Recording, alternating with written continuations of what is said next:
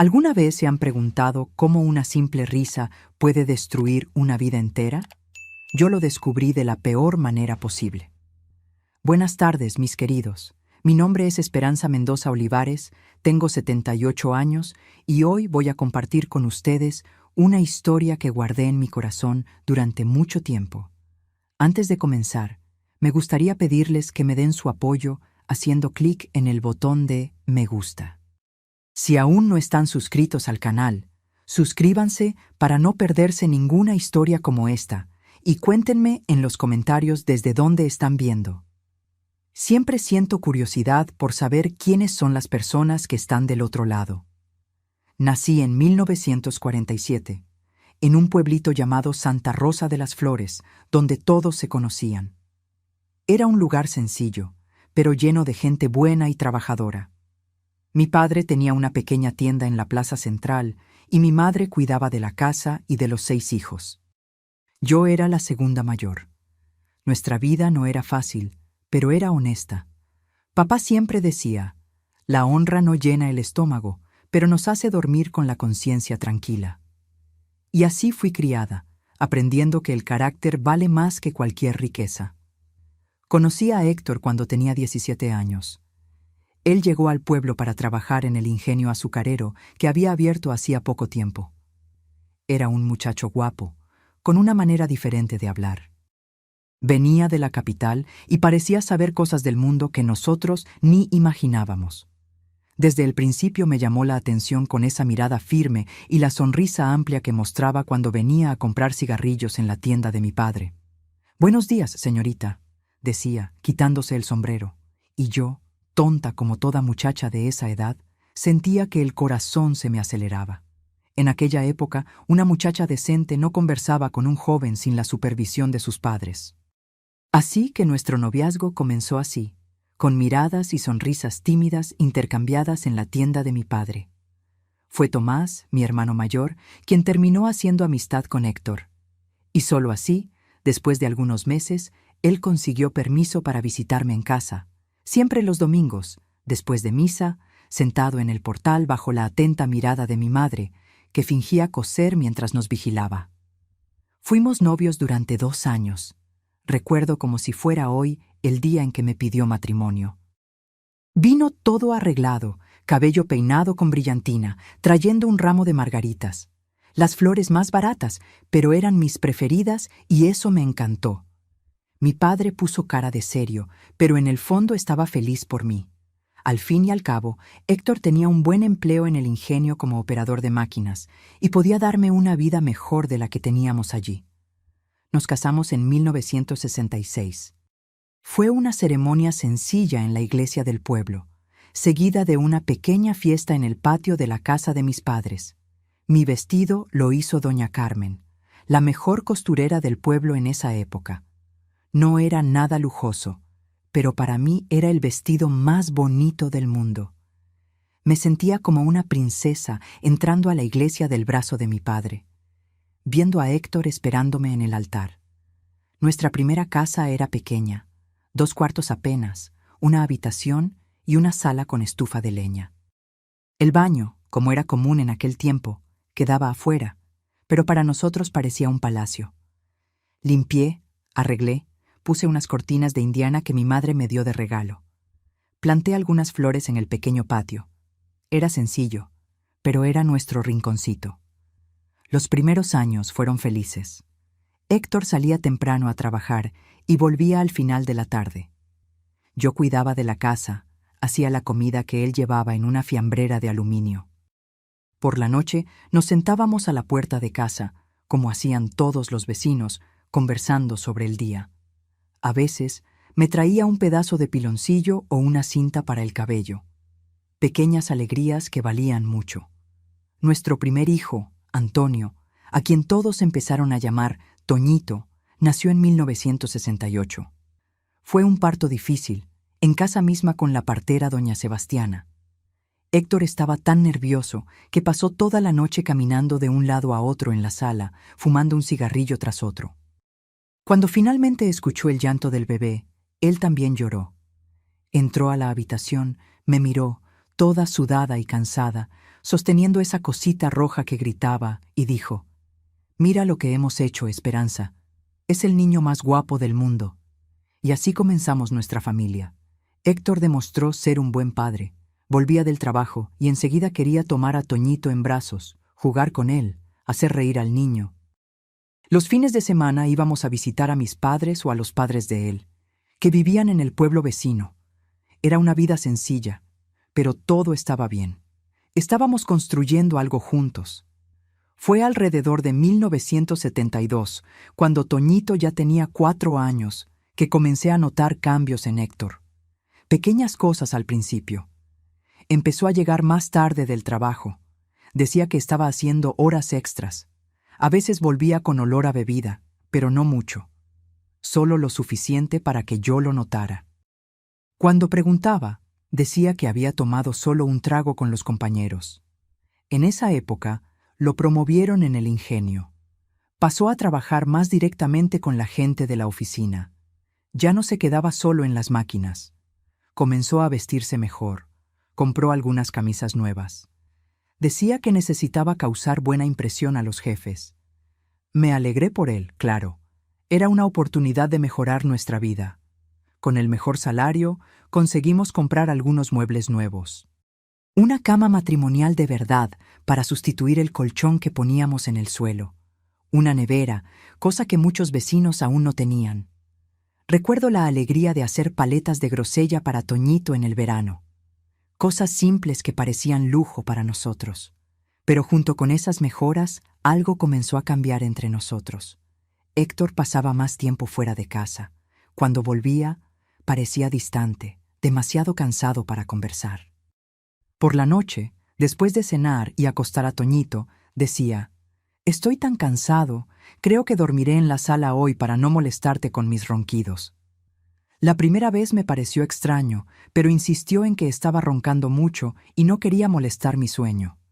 Al principio, era de vez en cuando. Pronto pasó a ser casi todas las noches. «Voy a dormir en la sala», decía como si fuera lo más natural del mundo. Comencé a sentirme sola en aquella cama demasiado grande solo para mí. Intentaba hablar con él sobre eso, pero Héctor siempre tenía una excusa. Estaba cansado, le dolía la espalda, necesitaba levantarse temprano y no quería despertarme. Fue en esa época también que noté otros cambios. Comenzó a cuidarse más. Pasaba más tiempo en el baño, usaba loción después de afeitarse, algo que raramente hacía antes. Su ropa a veces venía con un olor diferente, que no era el olor del ingenio, ni de la cantina donde tomaba su cerveza de vez en cuando. Era un perfume dulce, femenino. Cuando lo cuestioné sobre eso, se enfadó por primera vez. «¡Qué tontería, Esperanza! Es perfume que rocían en la oficina. Cosa de gente fina. Te estás imaginando cosas». Y salió dando un portazo, quedándose fuera hasta tarde aquel día. Empecé a prestar más atención. Noté que sonreía al leer ciertas notas que guardaba rápidamente cuando yo me acercaba, o cuando recibía algún recado que algún compañero le traía. Comenzó a evitar las visitas dominicales a mi familia, siempre con una excusa. Estaba cansado, tenía que resolver algo, necesitaba hacer un trabajo extra para ganar un dinero adicional. Toñito también sintió el cambio. «Papá, ¿vamos a jugar a la pelota?», pedía. Y muchas veces recibía un «Hoy no, hijo, estoy cansado». Los ojitos se le llenaban de decepción y eso me partía el corazón. Yo intentaba compensar, dándole más atención al niño, inventando juegos, contándole historias a la hora de dormir, pero nada sustituía la presencia del padre. Y yo, en el fondo, comenzaba a sentir un miedo que no conseguía nombrar. Fue entonces cuando descubrí que estaba embarazada nuevamente. Cuando se lo conté a Héctor, esperaba ver el mismo brillo en los ojos que tuvo cuando supo de Toñito. Pero lo que vi fue una mirada casi de pánico, seguida por una sonrisa forzada y un abrazo sin entusiasmo. «Qué bueno, Esperanza, otro hijo». Dijo eso como quien recibe la noticia de una cuenta por pagar. Aquello me hirió profundamente. Lloré escondida varias noches mientras él dormía en la sala. Ahora era prácticamente todos los días. Voy a dormir en la sala para no molestarte. Necesitas descansar. Estás embarazada, decía, como si me estuviera haciendo un favor. Pero yo solo me sentía cada vez más sola. La barriga fue creciendo y con ella crecía también la distancia entre nosotros. Héctor casi no comentaba sobre el bebé. No tocaba mi barriga para sentir los movimientos como hacía cuando esperaba a Toñito. Trabajaba cada vez más. Llegaba cada vez más tarde. Los domingos, frecuentemente salía para resolver unas cosas o ayudar a un amigo, volviendo solo por la noche. Yo me tragaba el llanto. Intentaba convencerme de que era solo una fase difícil. Al final, otro hijo significaba más gastos, más responsabilidad. Tal vez él estuviera preocupado por eso. Intentaba creer eso, pero en el fondo sabía que había algo más, algo que temía descubrir. Aquí estoy, contándoles todo esto tantos años después, y aún siento una opresión en el pecho al recordar aquellos días, pero lo peor aún estaba por venir. Todo cambió en una calurosa noche de enero de 1973, cuando yo estaba en el 7º mes de embarazo. Era enero de 1973, un verano particularmente caluroso, esas noches sofocantes en las que ninguna brisa entraba por la ventana. Yo estaba con 7 meses de embarazo, sintiéndome pesada, hinchada, y el calor solo empeoraba todo. Dormir ya era difícil con una barriga de ese tamaño. Imaginen con ese calor sofocante. Aquella noche específica, Héctor había llegado más tarde de lo habitual. Cenó callado, apenas miró a Toñito, que insistía en mostrarle un dibujo que había hecho en la escuelita. Después de la cena, como siempre, dijo: «Voy a dormir en la sala hoy». Esa frase que yo ya odiaba tanto. Ni esperó a que respondiera. Tomó su almohada y se fue. Me acosté sola en la cama, como ya me había acostumbrado a hacer. El bebé en la barriga estaba inquieto, pateando, como si quisiera mantenerme despierta también. Pasé la mano por la barriga, intentando calmar esa vidita que crecía dentro de mí. «Calma, mi bien, calma», susurré bajito. Debo haberme adormecido en algún momento, porque desperté sobresaltada con una sed terrible. El reloj en la pared marcaba las 2:30 de la mañana. Me levanté con dificultad. Cualquier mujer que haya estado embarazada sabe lo difícil que es moverse en los últimos meses. Caminé despacio hasta la puerta, intentando no hacer ruido. Pasé por la sala oscura y noté que el colchón donde Héctor solía dormir estaba vacío. Pensé que tal vez habría ido al baño que quedaba en el patio. Seguí hacia la cocina. Tomé un vaso de agua fresca del filtro de barro. Fue cuando la oí. Una risa de mujer procedente del patio trasero. No era una risa cualquiera, era suave, seductora, joven. Una risa que definitivamente no pertenecía a aquella casa. Mi corazón se aceleró. Un escalofrío recorrió mi columna a pesar de aquel calor. Me quedé paralizada por unos segundos, el vaso de agua temblando en mi mano. Entonces, muy silenciosamente me acerqué a la ventana de la cocina que daba al patio. Aparté un poquito la cortina, apenas lo suficiente para espiar afuera. La luna estaba llena aquella noche, iluminando el patio lo suficiente para que yo pudiera ver. Y allí estaba Héctor, apoyado en la puerta trasera, conversando con una mujer. No conseguía ver bien su rostro, pero noté que era joven y llevaba un vestido claro. Estaban próximos, muy próximos. La mano de él descansaba en el brazo de ella, en un gesto íntimo que me hizo sentir como si alguien me hubiera dado un puñetazo en el estómago. La muchacha dijo algo que no conseguía oír, y rió nuevamente. Aquella misma risa que me había despertado. Héctor sonrió de una manera que hacía mucho tiempo no sonreía para mí. Una sonrisa genuina, llena de vida. Después sacó algo del bolsillo, un pequeño paquete, y se lo entregó.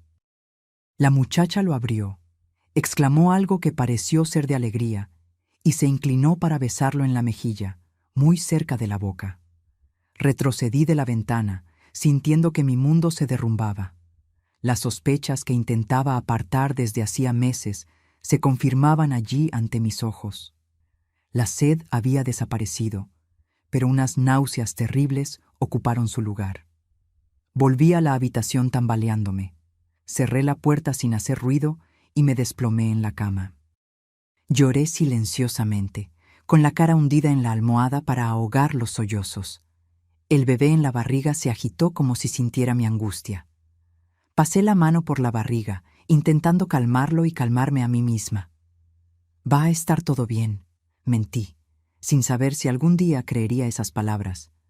No sé cuánto tiempo estuve llorando. En algún momento, oí la puerta de entrada abrirse y cerrarse suavemente. Héctor volviendo adentro, pensando que yo estaba dormida, sin saber que acababa de romper mi corazón en pedazos. Sequé las lágrimas, respiré hondo y decidí que lo enfrentaría por la mañana. No podía seguir fingiendo que no estaba pasando. Fingí estar dormida cuando él vino a verificar si yo aún estaba en la habitación. Después lo oí acomodarse en la sala. Pasé el resto de la noche despierta, reviviendo cada momento de los últimos meses, cada excusa, cada voy a dormir en la sala, cada vez que llegó tarde o salió sin explicación. Todo tenía sentido ahora, dolorosamente claro. Cuando los primeros rayos de sol entraron por la ventana, me levanté decidida. Preparé el café, como siempre hacía. Desperté a Toñito para la escuela, lo ayudé a vestirse. Actué normalmente frente a él. Los niños perciben todo, y no quería que mi hijo notara que algo estaba mal. Después de que el vecino pasó para llevarlo a la escuelita junto con su hijo, volví a la cocina, donde Héctor tomaba su café, leyendo un periódico viejo, como si nada hubiera pasado. ¿Quién era esa muchacha en el patio anoche?, pregunté sin rodeos, mi voz más firme de lo que esperaba. Héctor se quedó helado, la taza suspendida en el aire. Sus ojos encontraron los míos, y en ellos vi algo que nunca había visto antes. Miedo, mezclado con culpa. ¿De qué estás hablando, Esperanza? Intentó desviar la conversación, pero su voz tembló un poco. Los vi, Héctor, en el patio de madrugada. Te vi entregándole un regalo. Oí su risa. Mi voz falló en ese momento, las lágrimas amenazando volver. Pero tragué el llanto, decidida a no mostrarme débil. Él colocó la taza en la mesa, suspiró profundamente. Por un segundo pensé que lo negaría, que inventaría alguna excusa, pero entonces sus hombros cayeron, derrotados.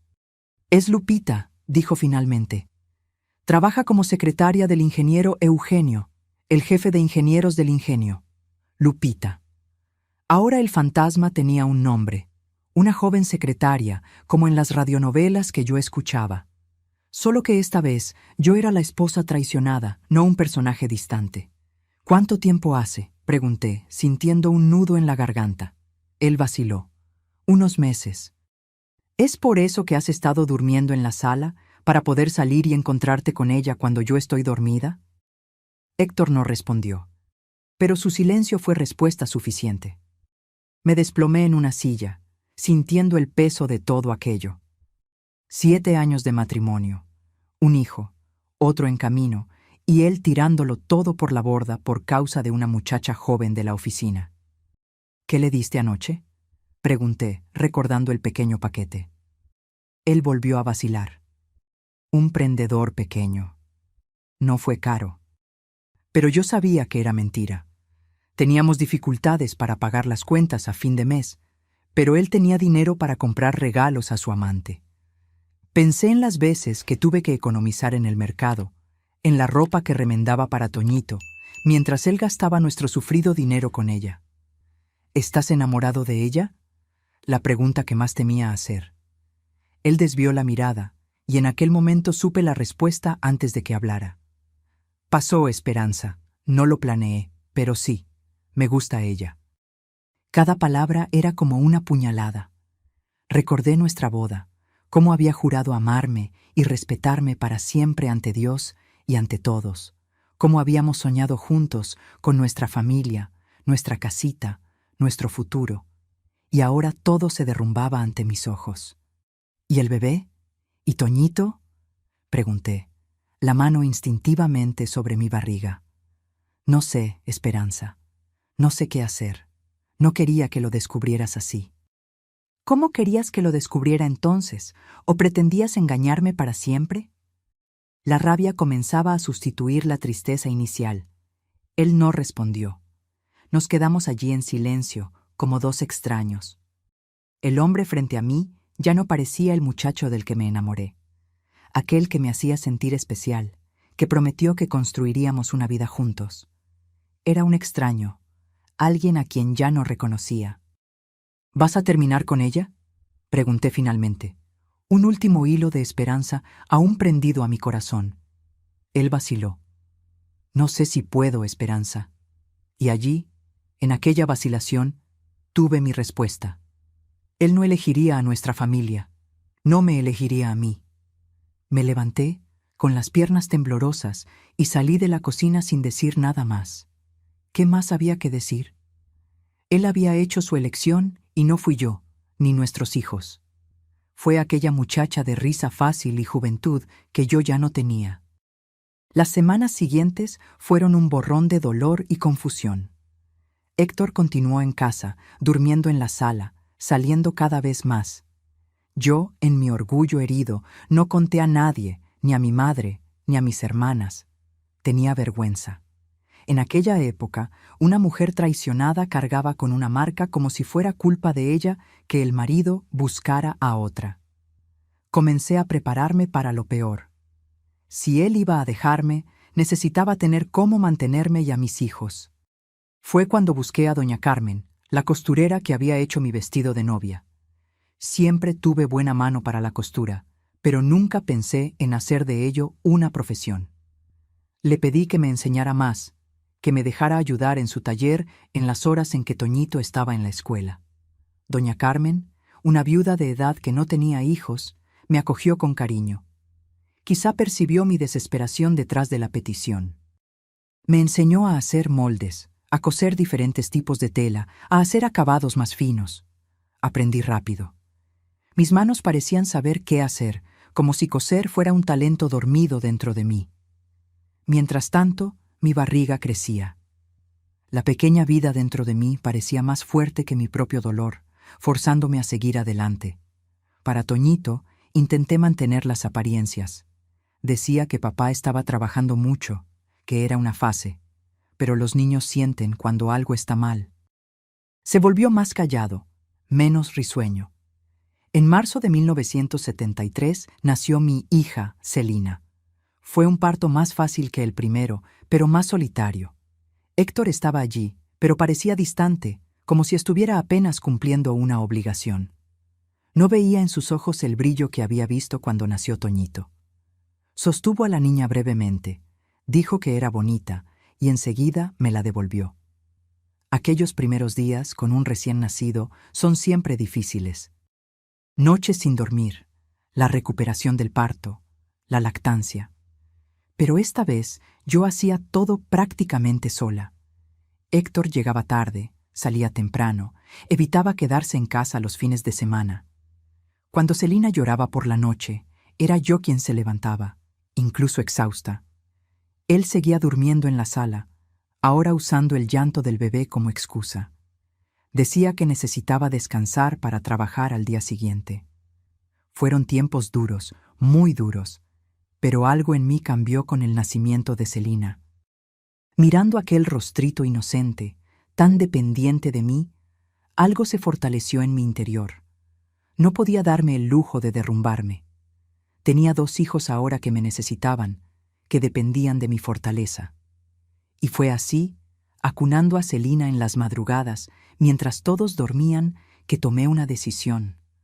No continuaría viviendo aquella mentira. No criaría a mis hijos en una casa donde el padre vivía una vida doble, donde yo me consumía de tristeza día tras día. Merecía más. Mis hijos merecían más. Cuando Celina cumplió 3 meses, una noche en que Héctor llegó particularmente tarde, con aquel mismo perfume femenino que yo ya conocía bien, decidí que era hora. Esperé a que se acomodara en la sala, y entonces fui hasta allí, con Celina dormida en mis brazos. «Necesitamos hablar», dije, mi voz calma pero decidida. Esto no puede continuar así. Él me miró, sorprendido por mi enfoque directo. Ya no conversábamos de verdad hacía semanas. ¿Qué quieres decir? Tú sabes muy bien. Sigues viendo a esa muchacha, ¿no? A Lupita. Él no lo negó, apenas suspiró levemente, como si estuviera demasiado cansado para mentir. Necesitas elegir, Héctor. O te quedas con tu familia de verdad, sin más encuentros escondidos, sin más mentiras, o te vas. Las palabras salieron más firmes de lo que esperaba, sorprendiéndonos a los dos. El viejo Héctor se habría enfadado, habría gritado, quizá, pero el hombre frente a mí solo suspiró, como aliviado porque finalmente hubiera dicho lo que ambos sabíamos que era inevitable. Ella quiere que vaya a vivir con ella, Esperanza, hace tiempo ya. Está cansada de ser la otra. La franqueza me tomó desprevenida. Esperaba más negación, más excusas, pero allí estaba la verdad cruda, finalmente. ¿Y qué quieres tú?, pregunté, aunque ya sabía la respuesta. Él vaciló. Miró a Celina durmiendo en mis brazos, y por un segundo vi un destello de algo, remordimiento, quizá, en sus ojos. No quería herirte, ni a los niños. Pero lo has hecho, respondí, sorprendiéndome por la falta de lágrimas. Parecía que ya había llorado todo lo que podía. Y seguirás haciéndolo si te quedas aquí fingiendo que somos una familia mientras tu corazón está en otro lugar. Él no respondió. Solo se quedó allí, sentado al borde del colchón, donde dormía desde hacía meses, mirando sus propias manos. Mañana me voy a casa de mis padres, declaré. Me llevaré a los niños conmigo. Él levantó la cabeza sorprendido. ¿Vas a contar a todos sobre nosotros?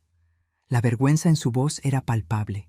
Se preocupaba por lo que los demás pensarían de él, por su reputación en el pequeño pueblo donde todos se conocían. Voy a decir la verdad, respondí simplemente. Que no funcionó, que elegiste otro camino. Volví a la habitación, dejándolo allí con sus pensamientos. Me acosté con Celina a mi lado, en la cuna improvisada, y por primera vez en meses sentí una extraña paz. La decisión estaba tomada.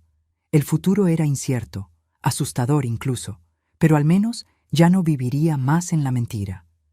Mañana sería el primer día del resto de mi vida. Y así, mis queridos, mientras la pequeña Celina dormía inocentemente, cerré los ojos, sin saber exactamente qué me esperaba, pero segura de que aquella risa que oí en aquella calurosa noche de enero había cambiado mi destino para siempre. A la mañana siguiente me desperté antes del amanecer. Mis ojos ardían, pero mi corazón estaba más ligero, como si un peso se hubiera quitado de mis hombros. La decisión estaba tomada. Arreglé algunas ropas mías y de los niños en una maleta vieja de cartón que guardábamos debajo de la cama. No tenía mucho que llevar. Algunas prendas de ropa, los pañales de Celina, el osito de peluche sin un ojo con el que Toñito no dormía. Cuando Héctor salió para trabajar, evitó mirarme a los ojos. Antes de salir por la puerta, se detuvo por un momento, como si quisiera decir algo, pero acabó marchándose en silencio, con los hombros caídos como los de un hombre mucho mayor. Por un breve instante, sentí lástima por él. Entonces, recordé su risa, el perfume en su ropa, las noches que pasé sola, y la pena se transformó en determinación. Esperé hasta la hora en que el vecino pasaba para llevar a Toñito a la escuelita. Cuando llegó, le expliqué que aquel día yo misma llevaría a mi hijo. Puse a Celina en el carrito improvisado que mi padre había hecho con restos de madera. Tomé a Toñito de la mano y salimos. ¿A dónde vamos, mamá?, preguntó mi hijo, siempre observador. Vamos a casa de la abuela Amelia y del abuelo Juvenal. Vamos a quedarnos allí unos días. ¿Y papá? Aquella pregunta simple me hizo tragar saliva. ¿Cómo explicar a un niño de 5 años que su padre había elegido otra familia? Papá se quedará aquí, hijo. Tiene mucho trabajo ahora. El niño asintió, aceptando la explicación con aquella inocencia que solo los niños tienen. Tomé su manita con más fuerza, como si pudiera protegerlo del dolor que yo sabía que vendría más tarde. El camino hasta la casa de mis padres nunca pareció tan largo. El sol de abril ya estaba fuerte y yo sudaba, empujando el carrito de Celina por las calles de tierra. Algunas vecinas me miraron con curiosidad al pasar. En un pueblo pequeño como el nuestro, una mujer saliendo de casa con los hijos y una maleta era noticia. Cuando finalmente llegué, mi madre estaba en el patio, tendiendo ropa en el tendedero. Al verme, supo inmediatamente que algo estaba mal. Las madres siempre saben. «¿Qué ocurrió, hija?», preguntó, mirando de la maleta a mi rostro cansado, a los niños. «¿Puedo quedarme aquí unos días, mamá? ¿Yo y los niños?». Ella no preguntó nada más en aquel momento. Solo asintió, tomó la maleta de mi mano y me guió hacia adentro. Aquel era el hogar de mi infancia, el lugar donde siempre me sentí segura. Las mismas paredes de cal blanca, el suelo de tierra en la cocina, el olor a café en la estufa de leña. Era como si el tiempo no hubiera pasado. Aquella noche, después de que los niños se durmieron, conté todo a mi madre. Sobre el «voy a dormir en la sala», sobre la risa en el patio, sobre Lupita. Conté entre lágrimas que había decidido dejar a Héctor, que no podía seguir viviendo de aquel modo, fingiendo que todo estaba bien mientras mi matrimonio se desmoronaba. Mi madre escuchó todo en silencio, los labios apretados en una línea fina. Cuando terminé, sostuvo mis manos entre las suyas. Manos callosas de tanto trabajar, pero que siempre traían consuelo. «Hiciste lo que debías hacer, hija. Una mujer no puede aceptar ser irrespetada así. Tu padre y yo estamos aquí. Tú y los niños siempre tendréis un techo». La simplicidad de aquellas palabras trajo un alivio inmenso. Yo tenía tanto miedo al juicio, a la vergüenza de un matrimonio fracasado. En aquella época, una mujer separada era vista de forma diferente, como si llevara una mancha. Pero allí, en aquella cocina simple, bajo la luz débil de un quinqué, mi madre me mostró que el amor de familia era más fuerte que cualquier convención social. Los días siguientes fueron de adaptación. Mi padre, hombre de pocas palabras, no hizo preguntas.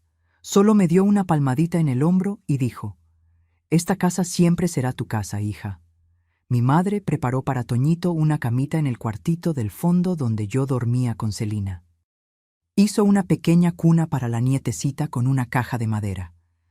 La noticia se extendió rápidamente por el pueblo, como era de esperar. Sentía las miradas cuando iba a la tienda. Oía los susurros. «La esperanza de Héctor volvió a casa de sus padres», decían. «Parece que él la dejó por una muchacha de la ciudad». Cada palabra dolía como una herida abierta, pero mantuve la cabeza erguida por mí y por mis hijos. No tenía vergüenza de mi decisión. La vergüenza era de él, que rompió sus promesas, que abandonó a su familia. Una semana después de haber salido de casa, Héctor apareció en casa de mis padres. Estaba afeitado, vestido con su mejor camisa, traía un paquete de dulces para Toñito. Mi padre lo recibió en la puerta con frialdad, pero lo dejó entrar. Al fin y al cabo, era el padre de los nietos. Conversamos en el patio, lejos de los oídos de los niños. Él parecía nervioso, inquieto. «Vine a ver cómo están», dijo, como si fuera una visita casual. «Nos estamos adaptando», respondí, manteniendo la voz firme. Él miró al suelo, después a mí. «Esperanza, yo siento mucho que las cosas hayan llegado a este punto». No respondí. ¿Qué podría decir? ¿Que no importaba? No estaba bien. «Quiero ayudar con los niños. Puedo dar algo de dinero todos los meses». Asentí. Los niños necesitarían de todo: comida, ropa, material escolar. No podía rechazar por orgullo. «Te lo agradezco. Ellos también son tus hijos». Un silencio pesado cayó entre nosotros. Tantos años juntos, y ahora éramos casi extraños, conversando con formalidad. «Estoy viviendo con Lupita ahora», dijo finalmente, evitando mi mirada. Alquilamos un cuarto cerca del ingenio. La noticia no me sorprendió, pero aún así sentí como si algo se rompiera dentro de mí. Era el último clavo en el ataúd de nuestro matrimonio.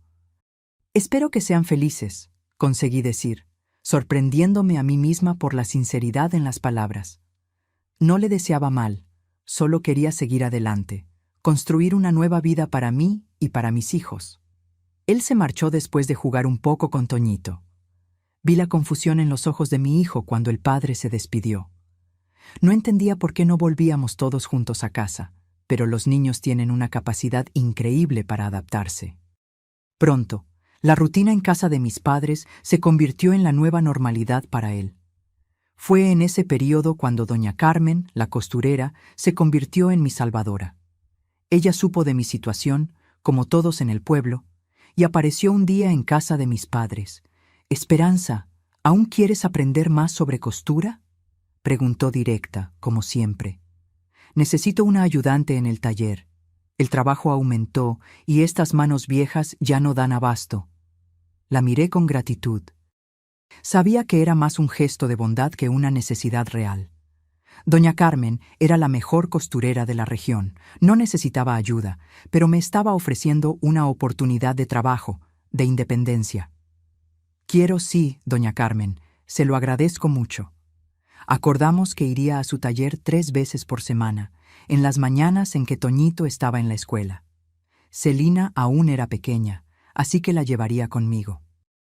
Mi madre se ofreció a cuidar de ella mientras yo trabajaba, pero doña Carmen insistió en que llevara a la niña. «Un niño no molesta», dijo. «Tengo el rincón perfecto para poner su cunita mientras tú trabajas». Y así comenzó mi nueva vida. Por la mañana llevaba a Toñito a la escuela. Después seguía con Celina al taller de doña Carmen. Allí aprendí mucho más que costura. Aprendí sobre negocios, sobre cómo tratar con clientes, sobre cómo poner precio al trabajo. Doña Carmen era rigurosa pero paciente. «Este dobladillo no está recto, Esperanza. Deshazlo y hazlo de nuevo». «Oh, este acabado tiene que ser perfecto. La cliente está pagando por la perfección». Yo absorbía cada lección, cada crítica, cada elogio. Mis manos, que ya tenían alguna habilidad natural con aguja e hilo, se fueron volviendo cada vez más precisas, más seguras. Comencé haciendo trabajo simple, dobladillos, ajustes, botones. Con el tiempo, doña Carmen fue confiándome piezas más complejas, vestidos para primera comunión, trajes para bodas. Me enseñó a tomar medidas, a crear moldes, a adaptar modelos de las revistas que llegaban de la capital. El dinero que Héctor daba para los niños era poco e irregular. Pronto me di cuenta de que no podría contar con él. Algunas veces aparecía con algún juguete para Toñito, un lacito para el cabello de Celina, pero el compromiso financiero quedaba en segundo plano. Supe por una conocida que ya hablaba de tener hijos con Lupita, una nueva familia, mientras apenas conseguía mantener la primera. Pero no me dejé abatir. Con el dinero que ganaba en el taller, complementado por lo que mis padres me daban, a pesar de mis protestas, conseguí mantener a mis hijos alimentados, vestidos y en la escuela. No era fácil. Hubo noches en que lloré escondida después de que todos dormían, exhausta del trabajo, preocupada por el futuro, pero nunca me permití desistir. Un año después de que comencé a trabajar con doña Carmen, ella me llamó para una conversación seria. Estábamos solas en el taller, terminando un vestido de novia para la hija del farmacéutico.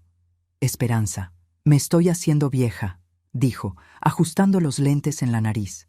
«Estas manos ya no son las mismas y mis ojos ya no ven los detalles como antes». Protesté diciendo que aún era la mejor costurera que conocía, que sus manos creaban magia con las telas. «No es falsa modestia, muchacha. Es la verdad de la vida. Todos envejecemos». Hizo una pausa, mirándome con una mezcla de cariño y evaluación. «He observado tu trabajo. Tienes talento. Más que talento, tienes dedicación. Es eso lo que hace a una gran costurera». Sentí la cara enrojecer con el elogio inesperado. Doña Carmen no era de distribuir alabanzas fácilmente. «Estoy pensando en retirarme. No ahora, pero pronto. Y me gustaría que tú te hicieras cargo del taller cuando me vaya». Me quedé sin palabras. Aquel pequeño taller en la calle principal del pueblo era más que un lugar de trabajo. Era una institución. Todas las novias de la región, las quinceañeras, Las madrinas venían hasta doña Carmen para sus vestidos especiales. Era una responsabilidad enorme. Doña Carmen, no sé si estoy preparada para eso. Ella sonrió. Aquella sonrisa sabia de quien ya ha visto mucho de la vida. Nadie está nunca preparado, Esperanza. Solo descubrimos que conseguimos hacer algo después de hacerlo. Fue así cuando saliste de casa con 2 hijos pequeños, ¿no? No estabas preparada, pero hiciste lo que necesitabas hacer. Tenía razón. La vida raramente nos pregunta si estamos preparados para sus desafíos. Simplemente los coloca en nuestro camino y nos toca enfrentarlos o huir. Voy a pensar en esto como un plan para el futuro, continuó doña Carmen. Mientras tanto, quiero que empieces a asumir más responsabilidades aquí. Atender a las clientes sola, hacer presupuestos, decidir plazos. Necesito saber que puedes llevar todo antes de pasar el bastón. Aquella noche, volví a casa de mis padres con la cabeza hirviendo de ideas. Celina, ahora con casi 2 años, dormía en mis brazos. Toñito caminaba a mi lado, contando sobre su día en la escuela. Miré a mis hijos, y por primera vez desde que salí de casa, sentí un atisbo de un futuro mejor. Aquella misma semana, comenzamos a implementar los cambios en el taller. Doña Carmen me presentó a las clientes más antiguas como su sucesora en formación.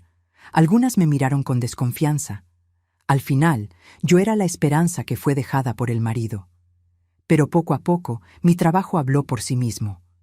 Las clientes comenzaron a pedir específicamente por mí para ciertos trabajos. Recuerdo un vestido en particular que marcó esa transición. Era para la hija del presidente municipal que iba a casarse a final de año. Un vestido de satén y encaje con una cola larga, inspirado en un modelo que ella vio en una revista importada. Doña Carmen me dejó responsable del proyecto de principio a fin. Trabajé en aquel vestido como nunca había trabajado en nada en la vida. Noches en vela, dibujando, adaptando el molde, eligiendo materiales. Cada punto, cada detalle tenía que ser perfecto. Era más que un vestido. Era mi declaración de competencia, mi prueba de que podía ser más que la mujer abandonada. Cuando la novia vino para la prueba final, el vestido le sentaba como un guante.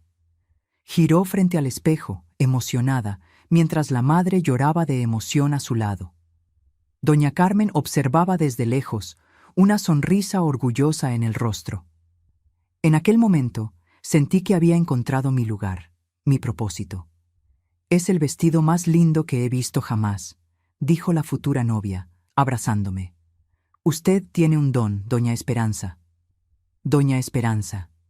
Era la primera vez que alguien me llamaba así, con respeto, reconociendo mi profesión, no solo mi estatus familiar. Sentí un calor en el pecho, un orgullo que no sabía que podía sentir. La boda fue el evento del año en el pueblo. Todos comentaron sobre el vestido de la novia. Trabajo de Esperanza, del taller de doña Carmen, decían. Mi nombre comenzó a circular ya no como la esposa abandonada, sino como la costurera de manos habilidosas, aquella que transformaba telas en sueños. A finales de 1975, aproximadamente 2 años después de haber salido de casa con mis hijos, tomé otra decisión importante.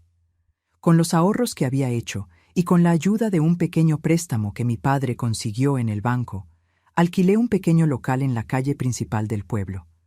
Era más pequeño que el taller de doña Carmen. Necesitaba reformas, pero era mío. El primer espacio que realmente me pertenecía desde que dejé el hogar que compartía con Héctor. Doña Carmen, lejos de sentirse traicionada, me animó. «Así es como debe ser», dijo. «Necesitas tu propio espacio, construir tu propio nombre. Seguiremos siendo amigas y compañeras». Con la ayuda de mis hermanos y de algunos amigos, pintamos el lugar, arreglamos las ventanas, instalamos estanterías. Compré una máquina de coser usada, pero en buen estado. Una inversión que representó meses de ahorro. Mi madre me dio algunas sillas antiguas que estaban en el desván. Mi padre hizo un letrero de madera para el frente de la tienda. Taller Esperanza, costura a medida. El día de la inauguración una pequeña multitud se reunió. Mi familia, amigos, clientas de doña Carmen que vinieron a desearme buena suerte. Celina, ya con casi 3 años, corría por el espacio, encantada con los colores de las telas expuestas. Toñito, con sus 7 años, se quedaba en la puerta, orgulloso, recibiendo a la gente. Mirando aquella escena, me di cuenta de lo mucho que había caminado desde la noche en que oí aquella risa en el patio. De la mujer devastada que salió de casa con una maleta de cartón y 2 niños pequeños, a la empresaria que inauguraba su propio negocio. No había sido fácil. Hubo días de desesperación, noches de llanto, momentos en que pensé que no lo conseguiría. Pero allí estaba yo, demostrándome a mí misma y al mundo que era capaz. Y piensen, mis queridos, todo comenzó con una risa en el patio y un «voy a dormir en la sala», que se repitió por muchas noches. La vida tiene estas cosas. Lo que parece una tragedia en el momento puede ser el inicio de un viaje que nos lleva exactamente a donde deberíamos estar. Los años siguientes fueron de crecimiento constante, tanto para mi pequeño negocio como para mis hijos. Mi taller rápidamente se hizo conocido más allá de las fronteras de nuestro pueblo. Señoras de los pueblos vecinos comenzaron a venir, a veces viajando horas solo para encargar un vestido especial o un conjunto para una ocasión importante. Recuerdo con cariño cómo en 1978 necesité contratar a mi primera ayudante. Noemí era una muchacha joven, recién casada, con manos ágiles y ojos atentos. «Quiero aprender todo lo que usted pueda enseñarme, doña Esperanza», me dijo el primer día. Sonreí al oír el doña. Aún me sonaba extraño, aunque ya tenía 31 años y era respetada en la comunidad. Enseñar a Noemí me hizo darme cuenta de lo mucho que yo misma había aprendido. Conocimientos que absorbí de doña Carmen, técnicas que desarrollé sola, trucos que descubrí tras horas de trabajo. Era gratificante pasar ese conocimiento, ver a otra mujer crecer profesionalmente. Mi taller ya no era solo un lugar de trabajo, se había convertido en un pequeño punto de encuentro. Las clientas venían para pruebas de ropa y acababan quedándose para un café, intercambiando historias, compartiendo novedades. Allí, entre telas e hilos, se creó una pequeña comunidad de mujeres que se apoyaban. En casa, las cosas también evolucionaban. Con el dinero del taller, conseguía alquilar una casita modesta, pero confortable, cerca de la escuela de Toñito. Era una alegría inmensa tener nuestro propio techo nuevamente, decorar las habitaciones de los niños como ellos querían, plantar mis propias flores en el jardín. Toñito crecía rápido, ya con casi 12 años en 1980, volviéndose un niño estudioso y responsable. Celina, con sus 7 años, era pura energía y curiosidad. La relación de ellos con el padre continuaba, aunque esporádica. Héctor aparecía en los cumpleaños, traía regalos en Navidad, los llevaba ocasionalmente a pasear, pero eran visitas cada vez más raras, especialmente después de que tuvo otro hijo con Lupita. Ese fue un momento difícil para Toñito. Recuerdo cuando volvió de un encuentro con el padre, los ojos bajos, el semblante triste. «¿Qué pasó, hijo?», pregunté preocupada. «Papá dijo que tengo un hermanito ahora. Él parece tan feliz con el bebé nuevo». Tragué saliva, sintiendo aquel dolor antiguo resurgir. No por mí, sino por mi hijo, que sentía como si estuviera siendo reemplazado. «Tu padre te ama, Toñito. Un bebé nuevo no cambia eso.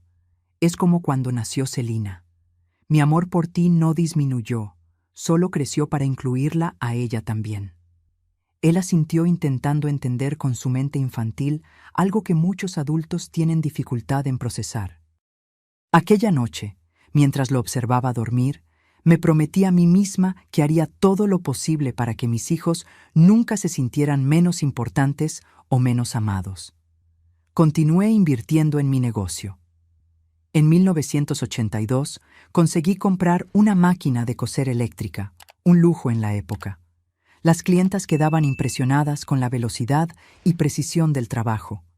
El mismo año, expandimos el taller, alquilando el local de al lado para crear un espacio exclusivo para pruebas y otro para producción. Fue en esa época también que comencé a ofrecer cursos de costura para otras mujeres. Muchas venían queriendo aprender para hacer ropa para la familia o incluso para iniciar su propio negocio. En las tardes de sábado, el taller se transformaba en una pequeña escuela.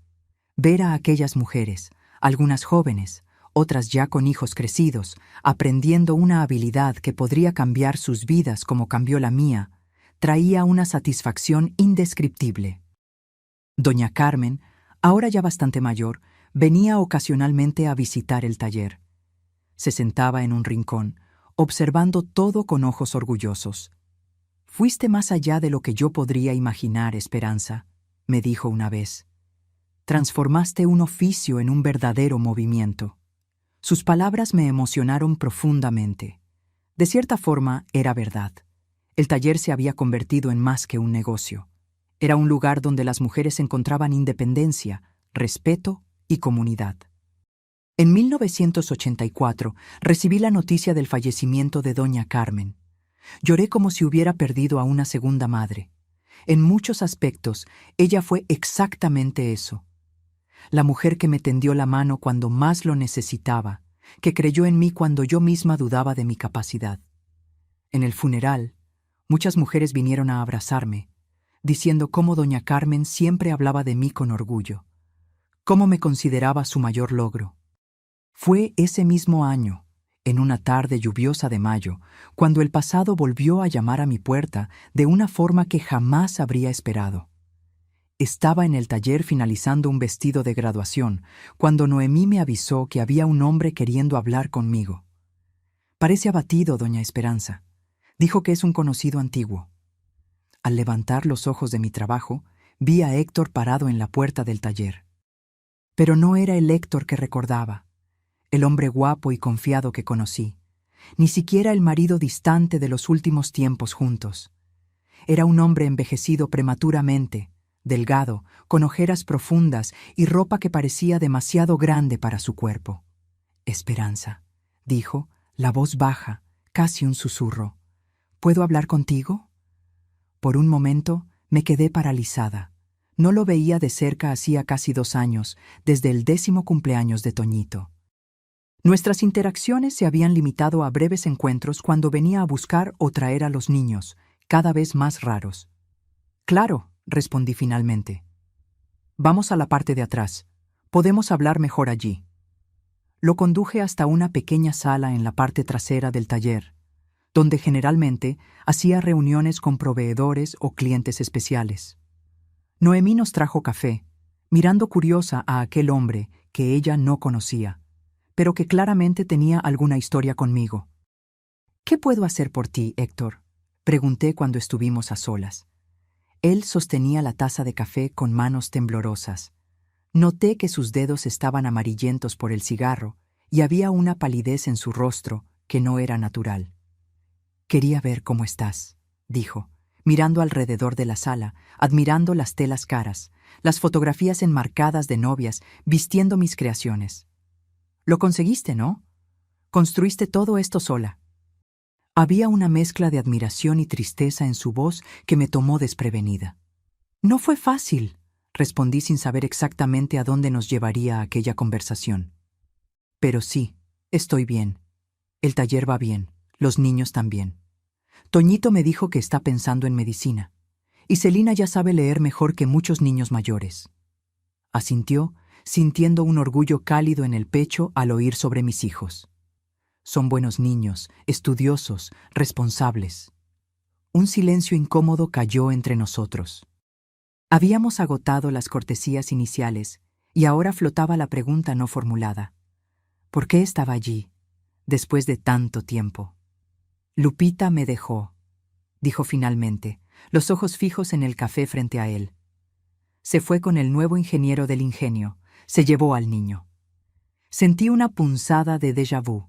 La historia se repetía, pero ahora con él en el papel que yo había vivido. No sentía alegría con su infortunio, solo una extraña sensación de que la vida tiene su propio sentido de la justicia. Lo siento, respondí, y era verdad. Por más que él me hubiera herido, no le deseaba a nadie el dolor de ser abandonado, de tener un hijo llevado lejos. Perdí el empleo en el ingenio también, continuó, la voz quebrada. Después de que Lupita se fue con el ingeniero, se volvió difícil seguir trabajando allí. El nuevo jefe no me quería. Decía que yo causaba problemas. Acabé siendo despedido. Hizo una pausa, como si reuniera valor para lo que vendría a continuación. Estoy trabajando como ayudante en el rancho de don Juvenal. No es un mal trabajo, pero paga poco. Estoy viviendo en un cuartito en el fondo de la propiedad. Intenté imaginar a Héctor, que siempre fue tan orgulloso de su trabajo en el ingenio, ahora como un simple trabajador rural. La caída había sido grande. ¿Por qué me estás contando esto, Héctor?, pregunté finalmente, sin rodeos. Él levantó los ojos, encontrando los míos por primera vez desde que entró en el taller. Cometí el mayor error de mi vida cuando te dejé a ti y a los niños, Esperanza. No pasa un día sin que me arrepienta. Sentí mi corazón acelerarse. Una parte de mí, aquella joven ingenua que fue abandonada con 2 hijos pequeños, siempre soñó con oír esas palabras.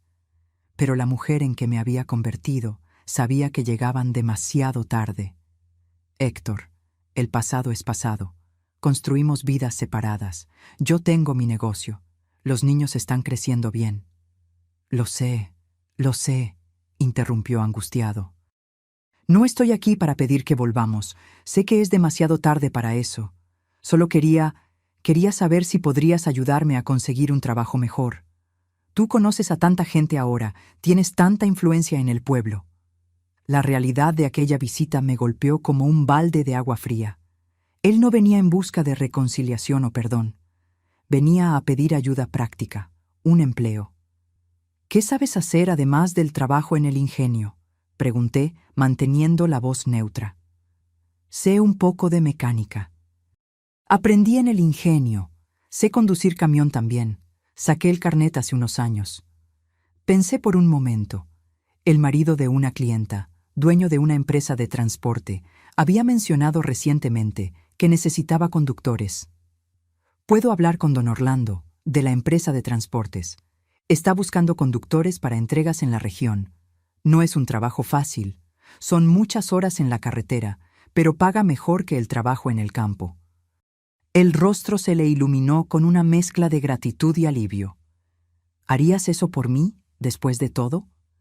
Lo miré, al hombre que un día amé, que me hizo sufrir tanto, pero que también me dio 2 hijos maravillosos y, indirectamente, el impulso para construir la vida que yo tenía ahora. No lo hago por ti, Héctor, lo hago por nuestros hijos. Ellos merecen un padre que pueda ayudarlos cuando lo necesiten, que contribuya a su educación. Y si para eso necesitas un trabajo mejor, entonces haré lo que pueda. Él asintió, comprendiendo. Por un momento, vi en él un destello del hombre que conocí, humilde, agradecido, consciente de sus errores. Gracias, Esperanza. Siempre fuiste mejor de lo que merecía. Cuando salió del taller, me quedé sentada mucho tiempo, reflexionando sobre los extraños caminos que la vida nos lleva. 11 años atrás, yo salía de casa con 2 niños pequeños, destruida por la traición de aquel hombre. Ahora era yo quien tendía la mano para ayudarlo a levantarse. No era venganza, ni perdón completo. Era simplemente la comprensión de que todos nosotros, en algún momento, necesitamos una segunda oportunidad. Doña Carmen me había dado la mía. Quizá fuera mi turno de pasar adelante aquella bondad. Al día siguiente, llamé a don Orlando y concerté una entrevista para Héctor. Fue contratado una semana después. No era el empleo de sus sueños, pero era digno y pagaba lo suficiente para que pudiera alquilar un pequeño apartamento en el pueblo, más cerca de los niños. En los meses siguientes, noté un cambio en Toñito y Celina. Comenzaron a ver al padre con más frecuencia. Él los buscaba los domingos, los llevaba a pasear, ayudaba a Toñito con la tarea de matemáticas, asistía a las presentaciones escolares de Celina. Estaba intentando, a su manera, compensar los años de ausencia. Una tarde, Celina volvió de un paseo con el padre particularmente animada. «Mamá, papá dijo que me va a llevar a conocer la capital en las vacaciones. Dijo que hay un museo enorme allí con cuadros de pintores famosos». Sonreí, feliz de ver su entusiasmo. «Eso es maravilloso, hija. Será un viaje especial». «Él está diferente, ¿no?», preguntó con aquella percepción aguda que siempre tuvo, incluso siendo tan joven. «Más presente, más padre». «La gente cambia, Celina. A veces para mejor, a veces no. Lo importante es que él está intentando ser un buen padre para ti y tu hermano ahora». Ella asintió pensativa antes de correr a contar la novedad a su hermano. Aquella noche, sentada en el portal de mi casa, observando las estrellas que punteaban el cielo oscuro, reflexioné sobre cuánto había cambiado mi vida en aquella década.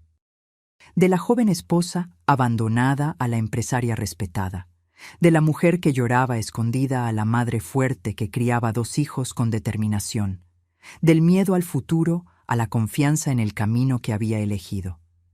Y pensar que todo comenzó con un «voy a dormir en la sala», repetido noche tras noche, y una risa femenina oída en un patio oscuro. Aquel momento de dolor había sido el inicio de un viaje que me llevó exactamente a donde necesitaba estar. La vida es así, mis queridos. A veces, lo que parece ser nuestro fin es apenas el comienzo de una historia mucho más hermosa de lo que podríamos imaginar. Los años 90 llegaron trayendo vientos de cambio.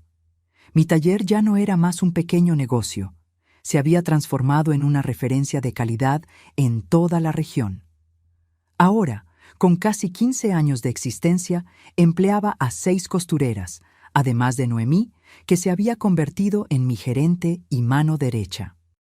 Teníamos clientas que viajaban hasta de otros estados para encargar vestidos especiales. En 1992, tomé una decisión que cambiaría nuevamente el rumbo de mi negocio. Visité una feria de moda en la capital y me encantaron los vestidos de novia que vi allí. Diseños sofisticados, telas importadas, acabados que nunca había visto antes. Volví a casa con la cabeza hirviendo de ideas. ¿Por qué no crear mi propia colección de vestidos de novia? No solo por encargo, como hacía hasta entonces, sino piezas listas que las novias pudieran probar y adaptar. Invertir en esa idea significaba un riesgo financiero considerable. Necesitaría comprar telas caras en cantidad, contratar más costureras especializadas, ampliar el espacio del taller. Me senté con Toñito, que a los 24 años ya estaba en el 3er año de medicina, para discutir la viabilidad del plan. «Mamá, nunca te he visto retroceder ante un desafío», me dijo, analizando los números que yo había anotado cuidadosamente. «Si crees que puede funcionar, entonces adelante. ¿Recuerdas lo que siempre me decías cuando yo tenía miedo de intentar algo nuevo? El no ya lo tienes, ahora ve en busca del sí». Sonreí al oír mis propias palabras volviendo a mí a través de mi hijo. Aquel niño que un día lloró por la ausencia del padre, ahora era un hombre sensato, determinado, a punto de convertirse en médico, y tenía razón. Yo nunca había retrocedido ante los desafíos de la vida. ¿Por qué iba a empezar ahora? Con la ayuda de un préstamo bancario que el gerente aprobó sin dudar, dado el historial de éxito del taller, inicié la expansión. Alquilé el edificio entero, donde antes ocupábamos solo 2 habitaciones. Reformamos todo, creando un espacio amplio y elegante, con probadores confortables, un salón de exposición para los vestidos listos y un área exclusiva para atención personalizada. La inauguración del nuevo espacio, ahora llamado Casa Esperanza Novias y Alta Costura, fue un acontecimiento en el pueblo. El presidente municipal asistió, así como varias personalidades locales. Hasta el periódico de la capital envió a un reportero para cubrir la historia de la costurera que se convirtió en empresaria de éxito. Entre los invitados, para mi sorpresa, estaba Héctor. Se había establecido como conductor confiable en la empresa de transportes, había conseguido comprar una pequeña casa en las afueras del pueblo y mantenía una relación más cercana con nuestros hijos. Cuando lo vi entrar tímidamente en el salón, vistiendo su mejor traje, un poco pasado de moda, pero bien cuidado, sentí una emoción inesperada. «Vine a felicitarte», dijo, entregándome un pequeño ramo de margaritas, las mismas flores sencillas que me había dado cuando pidió mi mano en matrimonio tantos años atrás. «Has construido algo increíble, Esperanza. Estoy orgulloso de haber sido parte de tu vida, aunque no haya sido de la forma en que debería». Agradecí con una sonrisa sincera. El resentimiento que un día sentí por él se había transformado en una serena aceptación del pasado. Al fin y al cabo, si no hubiera oído aquella risa en aquel patio tantos años atrás, quizá nunca habría descubierto mi propia fuerza, mi propio valor. El nuevo concepto del taller fue un éxito inmediato. Pronto tuvimos que establecer un sistema de citas para las pruebas, pues el salón vivía lleno de futuras novias. Mis creaciones comenzaron a aparecer en revistas especializadas. Una revista de moda de la capital hizo un reportaje de 4 páginas sobre la diseñadora provinciana que está revolucionando el mercado de vestidos de novia. En 1994, a los 47 años, recibí una invitación que jamás podría haber imaginado: participar como expositora en una feria de moda nupcial en Ciudad de México. Era la oportunidad de mostrar mi trabajo a un público mucho mayor, de conocer proveedores internacionales, de expandir aún más el negocio. La decisión no fue fácil. Nunca me había alejado tanto de casa, de mi rutina. Celina, con 21 años, cursaba la Universidad de Pedagogía en la capital del estado y volvía a casa los fines de semana. Fue ella quien más me animó. «Mamá, tienes que ir. Es la oportunidad de tu vida.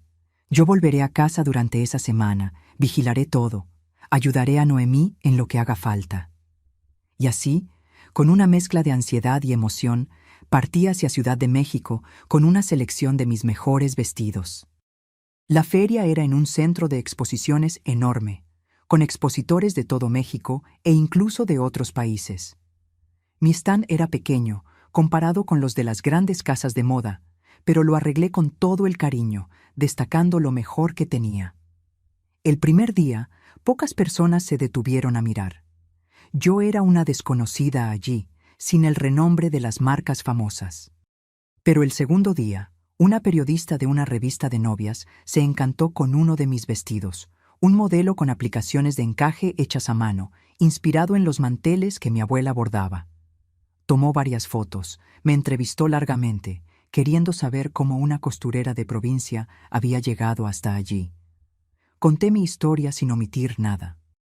El matrimonio joven, la traición descubierta, la madrugada en que oí aquella risa que cambió mi destino, la lucha para criar a mis hijos sola, el aprendizaje con doña Carmen, la construcción gradual de mi negocio. Ella escuchó todo fascinada, anotando cada detalle. «Su historia es extraordinaria, doña Esperanza», dijo al final. «Es una historia de superación que inspirará a muchas mujeres». El artículo salió en la edición siguiente de la revista con el título «De las lágrimas a los sueños, la costurera que transformó el dolor en arte». Fue un éxito instantáneo. Mi teléfono no dejaba de sonar. Tiendas queriendo revender mis piezas, novias queriendo exclusividad, otros periodistas queriendo entrevistas. Tuve que contratar una secretaria solo para administrar todos los contactos. Al año siguiente, abrí una pequeña sucursal en la capital del estado.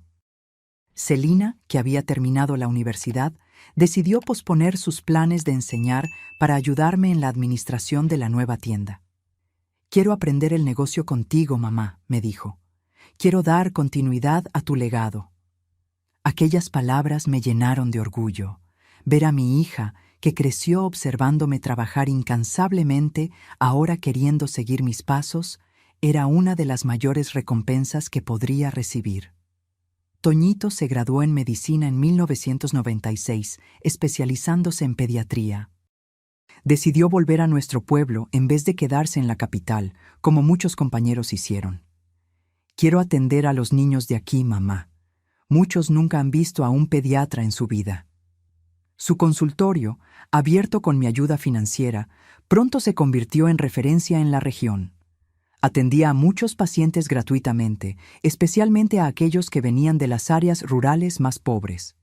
En 1998, a los 51 años, recibí una noticia que cambiaría una vez más el rumbo de mi vida. Héctor había sufrido un derrame cerebral mientras conducía. Por suerte, estaba estacionado en el momento, esperando para hacer una entrega. Fue socorrido rápidamente y llevado al hospital, donde Toñito, como médico del pueblo, acabó cuidando de él. «Sobrevivirá, mamá», me dijo mi hijo por teléfono, «pero quedará con algunas secuelas. Parálisis parcial del lado izquierdo, dificultad para hablar. Necesitará cuidados». Héctor no tenía a nadie. El hijo que había tenido con Lupita, ahora con 14 años, vivía lejos con la madre y el padrastro. No mantenían contacto desde hacía años. Sus padres ya habían fallecido y los hermanos vivían lejos. Estaba solo en un momento en que más necesitaba ayuda. Fue Celina quien sugirió lo impensable. «Podría quedarse en el cuartito de atrás de la casa, mamá. Ese que usamos para guardar cosas viejas. Podemos limpiarlo, poner una cama, adaptarlo para alguien con dificultades de movimiento». Miré a mi hija sorprendida. «¿Sugieres que tu padre venga a vivir con nosotros después de todo?». Ella se encogió de hombros con aquella sabiduría que siempre pareció más allá de su edad. «Es nuestro padre, mamá. Cometió errores, sí, y nos lastimó mucho, pero en los últimos años ha intentado redimirse. Estuvo presente cuando lo necesitamos. Ahora él nos necesita a nosotros». Toñito estuvo de acuerdo. «Sería más fácil para mí monitorear su recuperación si estuviera cerca, y contratar una enfermera a tiempo completo sería muy caro».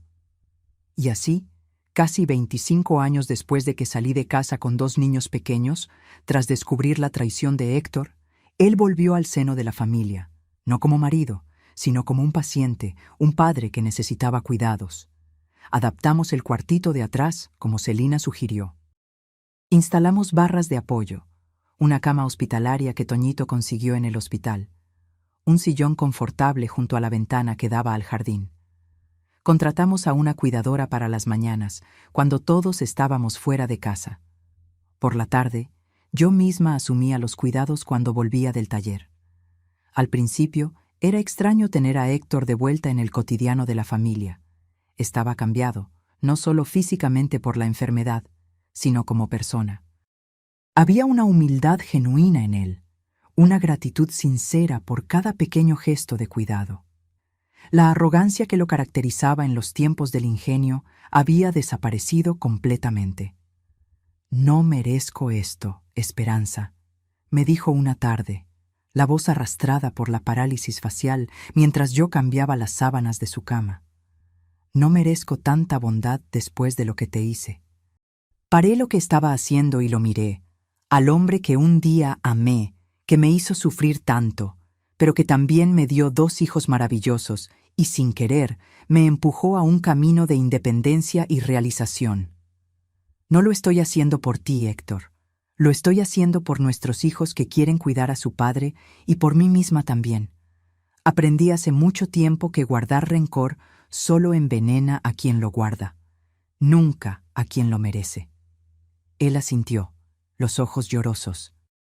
«Siempre fuiste una mujer extraordinaria, Esperanza. Me di cuenta demasiado tarde». A medida que pasaban los meses, la salud de Héctor mejoraba gradualmente. La fisioterapia estaba funcionando y ya conseguía caminar pequeñas distancias con la ayuda de un bastón. El habla también era más clara.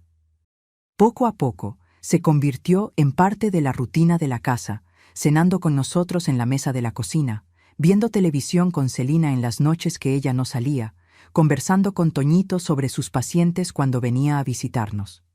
En el año 2000, al cumplir 30 años de taller, ahora un verdadero imperio de la moda nupcial, con 3 tiendas y más de 40 empleados, decidí pasar la gestión principal a Celina, que se había revelado una administradora talentosa. Continuaría trabajando, claro, creando nuevos modelos, supervisando la producción, pero quería más tiempo para mí misma, para disfrutar de la vida que había construido con tanto esfuerzo. Fue también en ese año que recibí la más sorprendente propuesta de Héctor.